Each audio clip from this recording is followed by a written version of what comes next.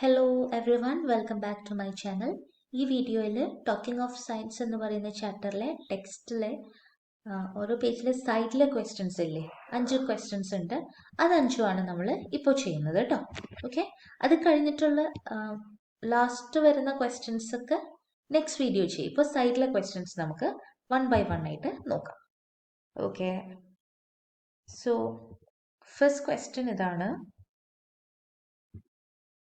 Do you think that asking questions is fundamental to all scientific exploration? How do questions move science forward? ഈ question കാണുമ്പോൾ തന്നെ എന്തൊരു question ആണിത് എന്ന് നിങ്ങൾക്ക് ചിലപ്പോൾ തോന്നും. ഇച്ചിരി കോംപ്ലക്സ് ആയ പോലെ തോന്നുന്നുണ്ടല്ലേ? പക്ഷെ നമുക്ക് സിമ്പിൾ ആയിട്ട് ഞാൻ പറഞ്ഞുതരാം കേട്ടോ.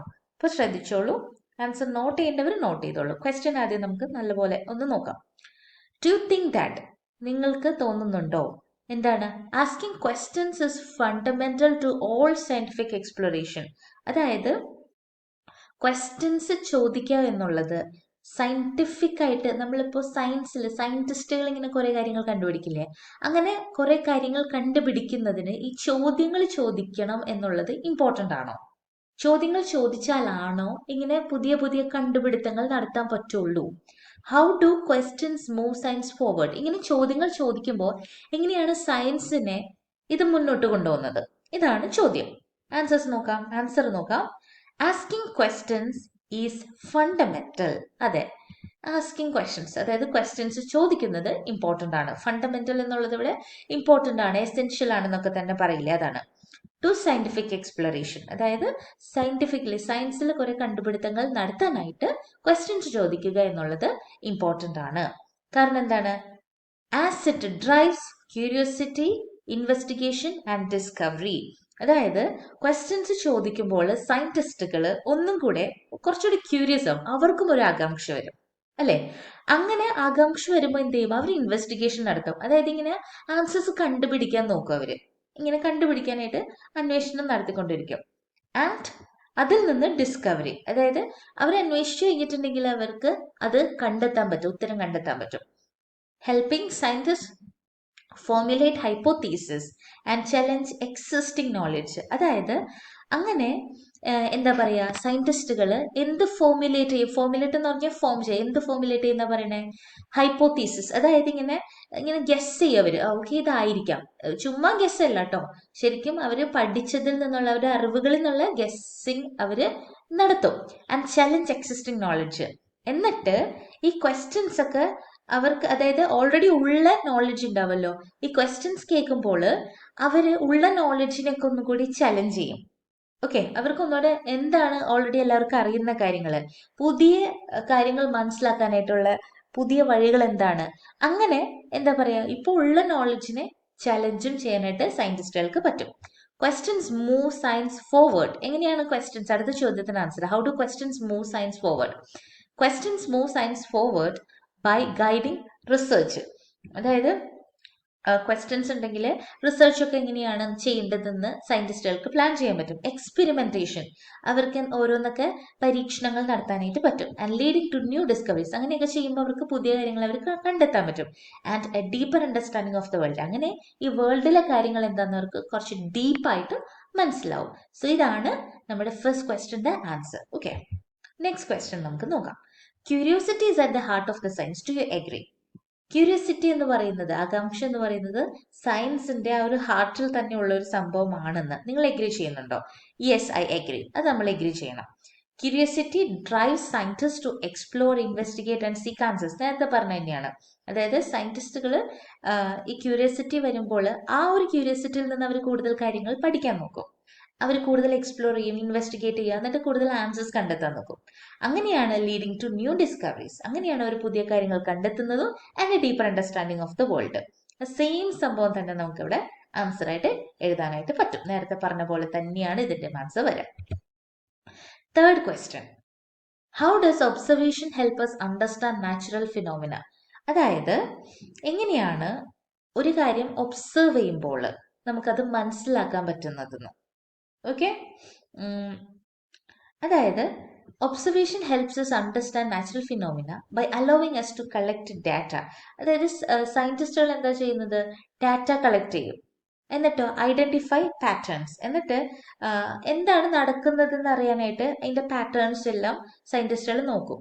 ആൻഡ് ഫോർമുലേറ്റ് ഹൈപ്പോത്തീസിസ്, എന്നിട്ട് അവർ ഗസ് ചെയ്യും ഓരോ കാര്യങ്ങൾ. So through observation scientist can gain insights into underline mechanisms.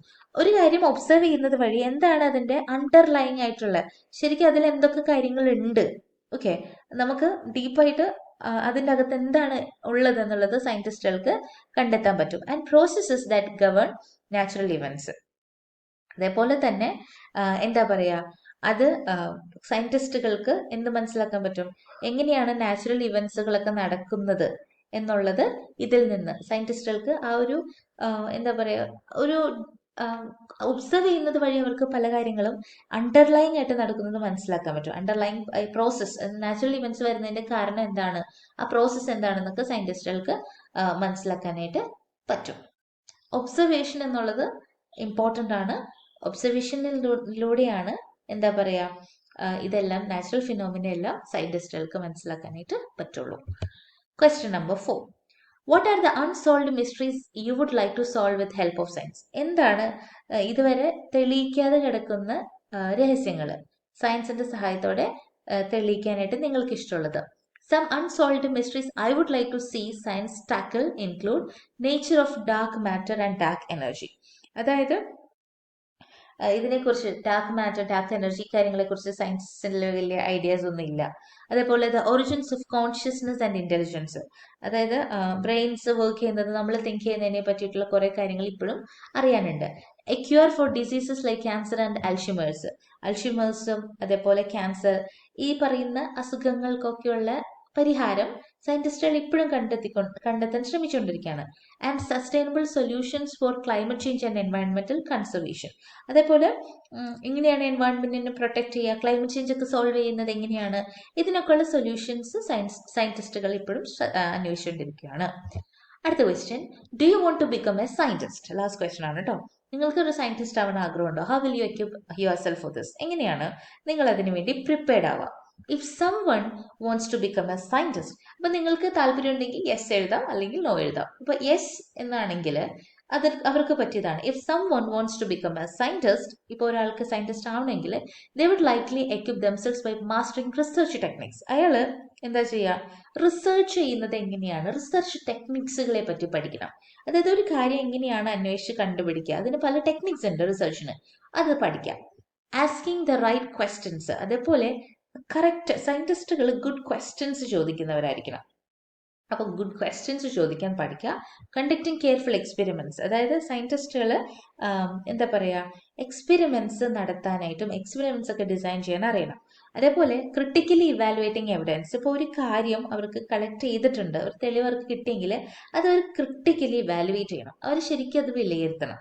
And continuously doing research, അതേപോലെ സയന്റിസ്റ്റ് എന്ന് പറയുന്നത് കണ്ടിന്യൂസ് ആയിട്ട് ഇങ്ങനെ റിസർച്ചുകൾ ചെയ്യുന്ന ആളായിരിക്കണം. മനസ്സിലായോ?